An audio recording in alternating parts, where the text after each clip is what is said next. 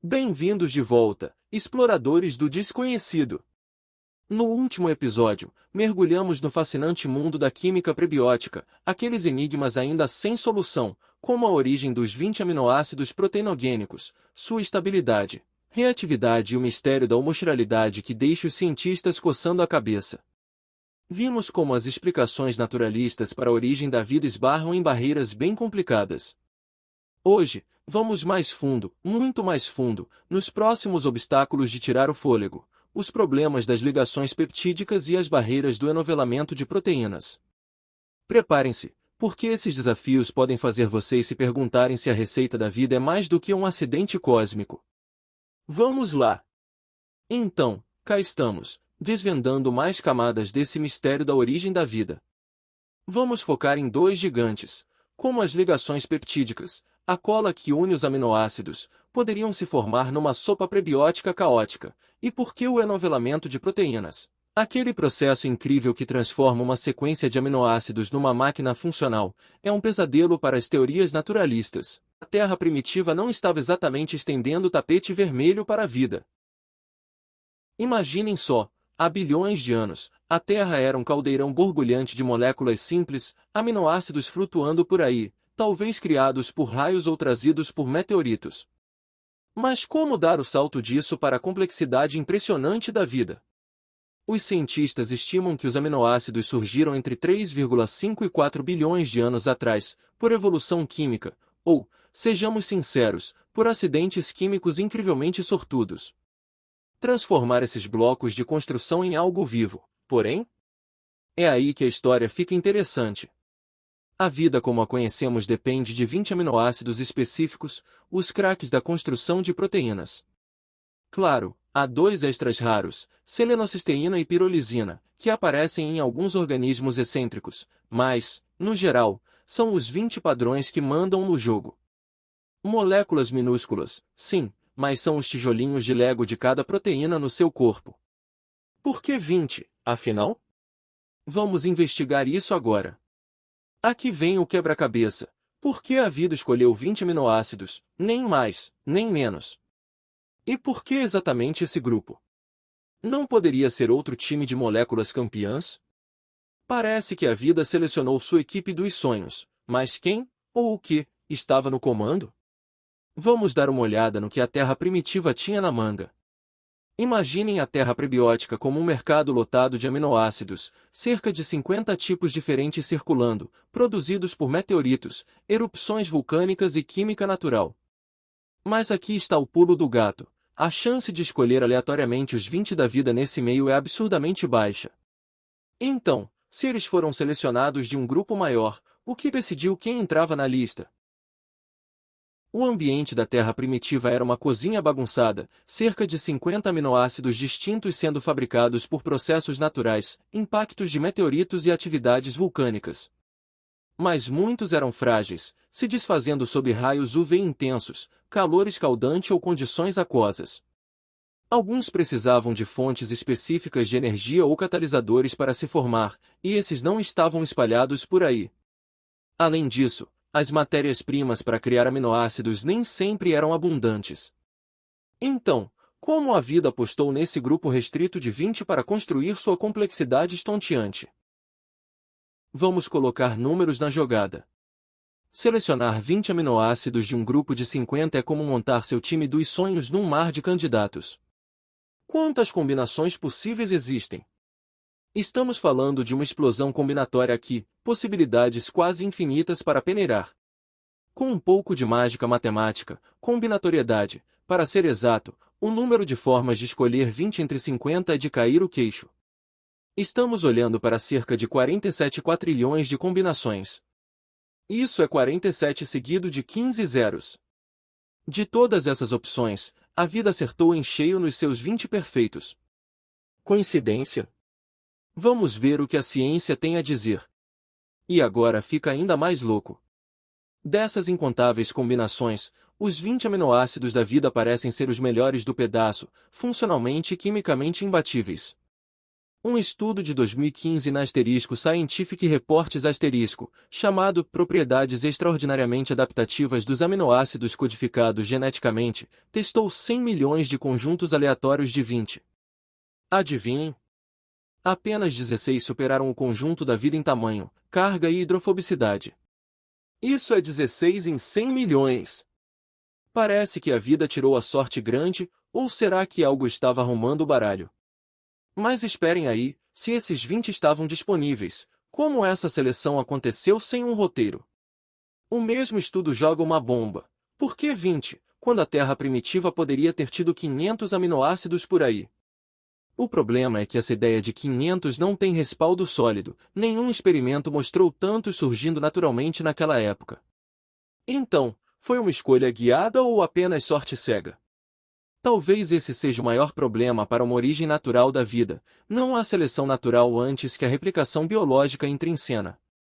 Você precisa de replicação para a evolução começar, mas os blocos de construção da vida são tão complexos e específicos que parece haver necessidade de um mecanismo orientador além de interações químicas aleatórias. Vamos pensar nisso. Num artigo científico chamado O Papel da Seleção Natural na Origem da Vida, o autor conclui algo intrigante. Como as teorias RNA primeiro, RNA depois, metabolismo primeiro e metabolismo preparatório se saem em explicar a origem da vida como um processo evolutivo? Até agora, nenhuma delas tem apoio experimental decisivo. Parece que estamos patinando no gelo aqui.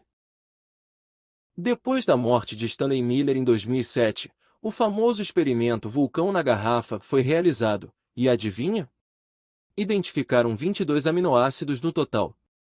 Um passo à frente, mas ainda longe de resolver o mistério. E aqui vem a reviravolta: 8 dos 20 aminoácidos usados pela vida nunca foram produzidos em condições prebióticas conhecidas. Então, de onde eles vieram? Não aparecem em experimentos de laboratório, nem na Terra Naturale, nem em meteoritos. O que está acontecendo? Por que esses aminoácidos estão faltando? Estruturas de anéis complexas, grupos funcionais instáveis e a necessidade de sínteses em várias etapas com catálise enzimática, coisas que só acontecem em sistemas biológicos. Aminoácidos como metionina e tirosina dependem de caminhos oxidativos e hidroxilação que não existiam na Terra primitiva. Isso é um problemão. Apesar disso, uma sociedade humanista secular anunciou em alto e bom som que todos os 20 aminoácidos das proteínas, mais alguns extras, foram produzidos. Calma lá, isso é claramente impreciso. 8 ainda estão fora do radar prebiótico. A ausência desses 8 aminoácidos essenciais na química prebiótica sugere que o conjunto da vida não veio do acaso da Terra primitiva. Será que foi uma seleção deliberada? Talvez algo externo tenha entrado no jogo. Outro ponto crucial: como esses blocos básicos da vida, os aminoácidos, se formaram e se concentraram o suficiente para criar moléculas biológicas complexas. Esse é o próximo quebra-cabeça.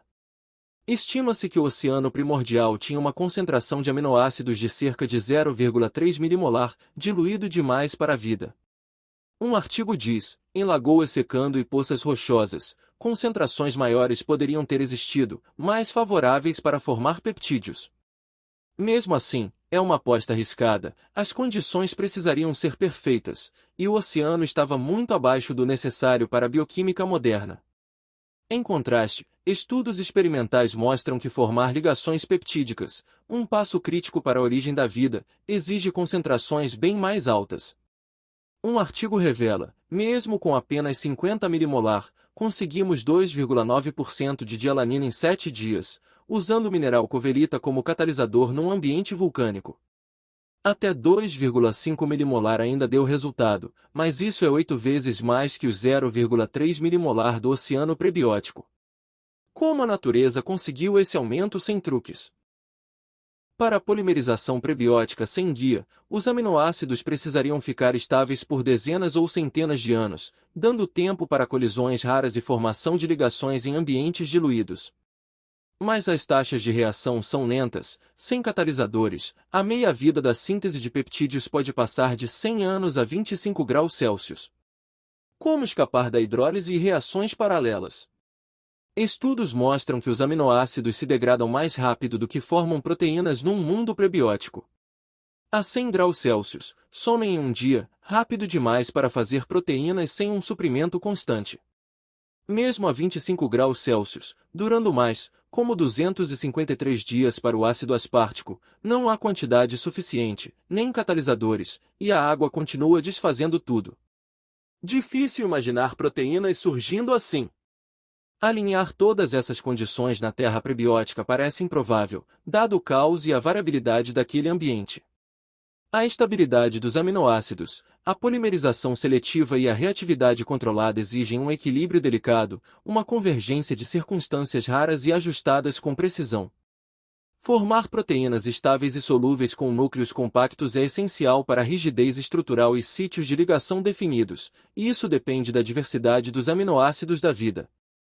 Os hidrofóbicos criam núcleos bem encaixados e sítios ativos de enzimas, enquanto os polares, como arginina e ácido glutâmico, garantem interação na superfície. Um elenco perfeito.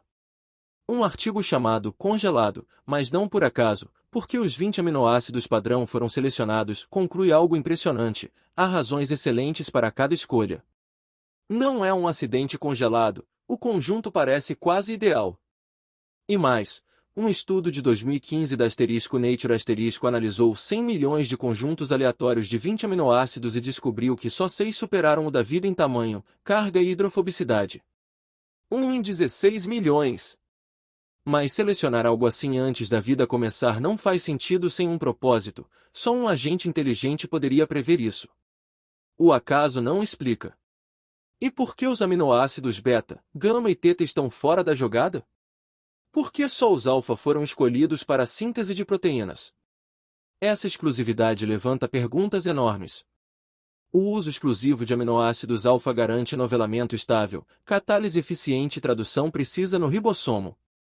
Misturar beta, gama ou teta bagunçaria as estruturas secundárias, enfraqueceria ligações de hidrogênio e causaria colisões histéricas, resultando em proteínas disfuncionais. Eles simplesmente não servem. Os aminoácidos da vida são todos canhotos, L, mas a química prebiótica produz formas canhotas e destras em igual quantidade. O que causou esse desequilíbrio? Sem um mecanismo prebiótico claro, a homochiralidade continua um mistério. A origem da homochiralidade biológica é um dos problemas mais antigos e perplexos da biologia. Apesar de décadas de pesquisa e várias hipóteses, ainda não temos uma solução definitiva. A química da vida é precisa, otimizada e parece intencional. O que isso significa para nossa visão sobre as origens da vida? Será que a bioquímica é fruto do acaso cego ou há sinais de uma seleção deliberada? Vamos recapitular. Moléculas biológicas mostram homochiralidade, só formas canhotas, L, nos aminoácidos das proteínas. Mas a química prebiótica gera misturas racêmicas. Como surgiu um sistema homochiral sem uma força guia externa? Um problema ainda sem resposta. Pelo menos 8 enzimas e proteínas especializadas garantem que apenas aminoácidos L sejam usados nas proteínas da vida. Como esse sistema surgiu? Será que eventos aleatórios criaram isso, ou aponta para um design? A vida depende de uma rede integrada de 16 proteínas e enzimas para sintetizar e impor o uso exclusivo de aminoácidos L, evitando erros com os destros, D. Essa rede faz checagem de erros, reparos e degradação seletiva, tudo funcionando desde o início, como um sistema pronto. Essa precisão é insana, a incorporação errada de aminoácidos D acontece só uma vez por milhão de códons traduzidos. Como uma mistura caótica de moléculas prebióticas se organizou numa rede tão sofisticada? Enzimas homochirais, L, dependem de ácidos nucleicos homochirais, D-sugars, que por sua vez precisam dessas enzimas para existir. Quem veio primeiro? Esse loop fechado sugere um sistema completo desde o começo. Essa causalidade circular é um sistema onde tudo depende de tudo, proteínas e ácidos nucleicos em um ciclo interdependente. Sem todas as partes funcionando juntas desde o início, nada funciona. Um paradoxo para o naturalismo. As ligações peptídicas unem aminoácidos em proteínas, mas formá-las sem maquinaria biológica enfrenta barreiras químicas brutais. Num ambiente prebiótico, a polimerização é um obstáculo gigantesco. Como os primeiros peptídeos surgiram? Polímeros de aminoácidos, os polipeptídeos, se formam por reações de desidratação que produzem água. Isso só é favorecido sem água por perto. Num oceano prebiótico, a tendência é desfazer qualquer molécula que se forme. A formação de ligações peptídicas é lenta e quimicamente desfavorável sem catalisadores biológicos. As células usam ribossomos e enzimas para superar isso, mas nenhum processo prebiótico conhecido resolve essa barreira tão seletivamente. Os aminoácidos podem se ligar de 4 formas diferentes, mas só uma gera proteínas funcionais. Como a ligação certa foi escolhida sem maquinaria celular pré-existente? Outro mistério. Proteínas são polímeros lineares ligando o grupo carboxila de um aminoácido ao grupo amino de outro. Mas se um aminoácido unifuncional entra, a cadeia para. Simulações prebióticas produzem muito mais unifuncionais, dificultando polímeros longos. Formar até um dipeptídeo simples em condições naturais enfrenta barreiras químicas e estatísticas enormes. Concentrações baixas e sequências aleatórias tornam isso quase impossível sem controle. A transição da formação primitiva de peptídeos para a síntese dirigida por códons no ribossomo é um abismo. Nenhum processo natural explica como se passou de uma polimerização aleatória para uma maquinaria tão precisa.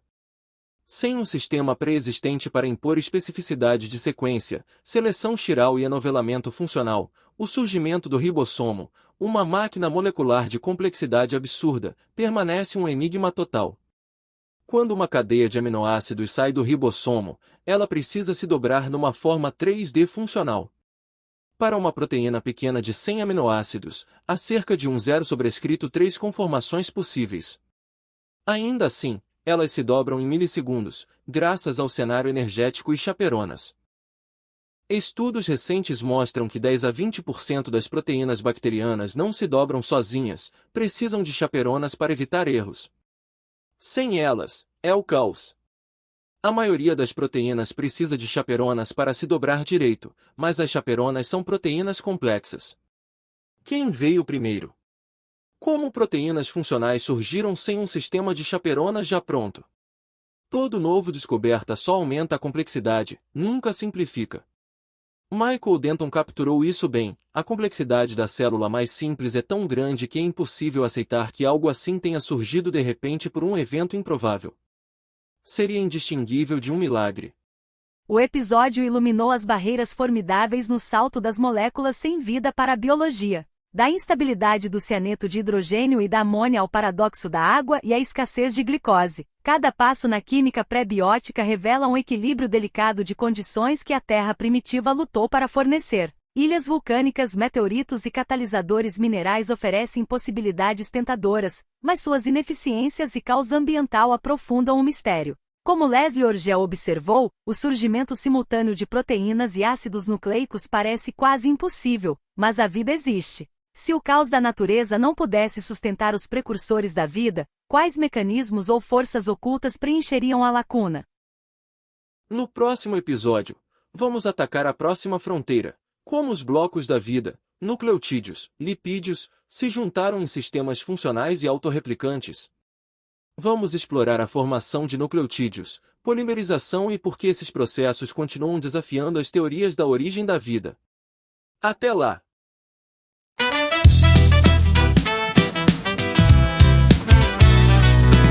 Ao caldeirão da terra primitiva, amigos. Um ensopado quente com aminoácidos mendigos. Dizem os ateus, confesso, cega no acaso, que a vida pulou daí num salto bem escasso. 20 eleitos no mar de 50 pura sorte. 4 trilhões de opções, mas caiu na rede forte. Coincidência cósmica, gritam com fervor. Mas eu vejo um chefe divino com muito amor. Mistura raça sêmica, homochiralidade, sem catalisador, que calamidade. Peptídeos na água só se for pra dissolver. Naturalismo cego quer nos fazer crer. Ô, sopa cósmica de besteira. Ateu dançando na brincadeira. 20 aminoácidos, obra de um gênio. Não é acidente, é plano supremo. Chora Darwin com teu caldo ralo. Deus riu primeiro, deu start no ensaio. Meteoritos sumidos, nem meteorito achou. Metionina e tirosina, o acaso se formou. Concentração de 0,3, diluído demais. E ainda querem proteína em 7 dias que vai. Chaperonas pra dobrar, mas quem dobrou elas? Enzimas em loop, um plano que não falha. Ribossomo esperto, tradução genial. Sorte cega não explica esse show celestial. Polimerização, um pesadelo molhado. Sem um criador, é tudo inventado. Homochiralidade, um mistério ateu. Deus assinou o script e o caos morreu. Ô, sopa cósmica de besteira. Ateu dançando na brincadeira. 20 aminoácidos, obra de um gênio. Não é acidente, é plano supremo. Chora, Darwin, com teu caldo ralo. Deus riu primeiro, Deus start no ensaio. É Henry na primeiro, não metabolismo. Teorias brigando no mesmo abismo. Stanley Miller tentou 22 no frasco, mas 8 ainda rindo, fiasco. Cientista coça a cabeça, teu faz pose, enquanto o criador curte a overdose de ironia pura. É só olhar pro céu, a vida grita, tem alguém no pincel. Ô, sopa cósmica de besteira. Ateu dançando na brincadeira. 20 aminoácidos, obra de um gênio. Não é acidente, é plano supremo. Chora, Darwin, com teu caldo ralo. Deus riu primeiro, Deus start no ensaio. Então ateus, joguem os dados 1000 vezes. Mas esse baralho tem dono, vocês sabem quem é.